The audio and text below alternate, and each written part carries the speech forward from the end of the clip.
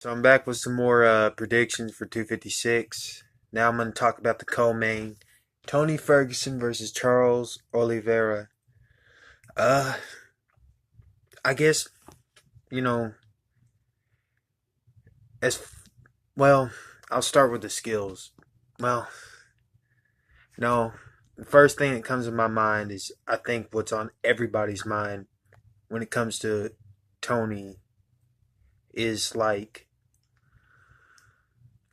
if he gets well, it's not really a question of if, it's kind of a question of when he gets hit. Is it how much how much is it going to impact him, you know? Cuz that's been my biggest question. That's been one of my biggest questions.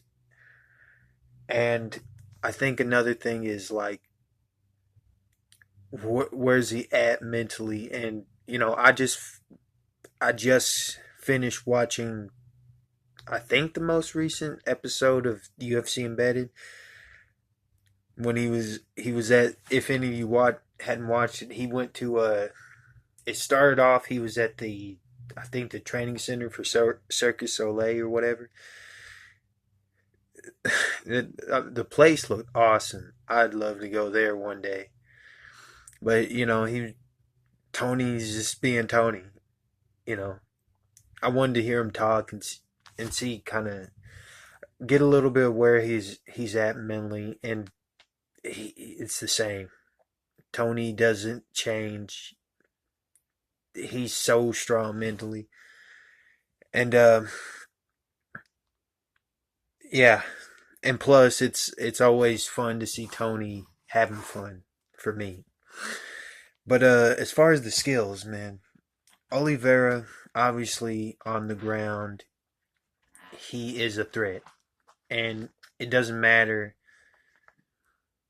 who you are, how many holes Kevin Lee saw in Charles Oliveira's game. I watched that fight a couple of times because I think that's the most important fight to watch to see, the skill set of Charles Oliveira. And but yeah, as far as on the ground, it doesn't matter if you take him down. He's attacking immediately. He's just always attacking. That's the thing. And so is Tony. That's why this fight is so fun. You know, these guys just go for the kill. And so it would be interesting to see what happens on the ground. But I don't think either one of them will go for a takedown. I think Charles would go for a takedown if he gets battered on the feet. And I think that's actually pretty likely. I think what happens is Tony's just gonna be Tony. He's gonna come forward and look to make his opponent quit, just like everyone else. He's gonna look to make them quit. I don't, and Charles, he doesn't have the footwork of like Gaethje or anything. He's gonna look for the counter. I can see him looking for the counters on the feet. Charles is sharp. He's sharp on the feet, and that's gonna be important. But he doesn't have he for sure doesn't have the kind of power Gaethje has.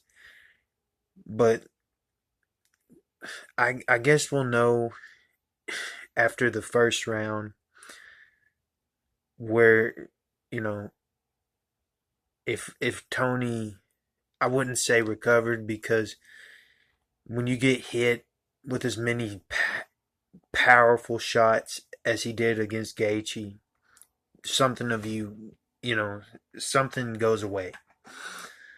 So I don't think his chin is the same. I don't think it'll ever be the same after fighting Gaethje. But I think it holds up against Oliveira. I mean, especially if Oliveira's having to be on the back foot the whole time, and he's eating offense from Ferguson. I think Olivera in you know, either midway through round two or in round three, he's going to start looking for takedowns. Panic wrestle. Or at the very least, or, create grappling exchanges. Maybe not even commit to a takedown. Just create a clinch exchange and then pull guard and go for something more. Jump on, or, try to snap down the head and go for a guillotine or flying armbar. I think you start seeing crazy stuff like that happening from Olivera later on in the fight. And ultimately, I see this being a classic Tony fight. I really do. I don't think Olivera is ready for the pressure that Tony can put on guys. I don't think he has the skill set to deal with that. So I think this fight either goes, for me on the ground, it's a little bit of a toss up. I lean towards Olivera. If this fight ever goes on the ground. But for the most part, the ground is a toss up for me. So I'm going to say Tony. I think it's either stopped in the third round or it goes a distance. And that is my prediction for that one. Next is main event. If you like this video, hit that like.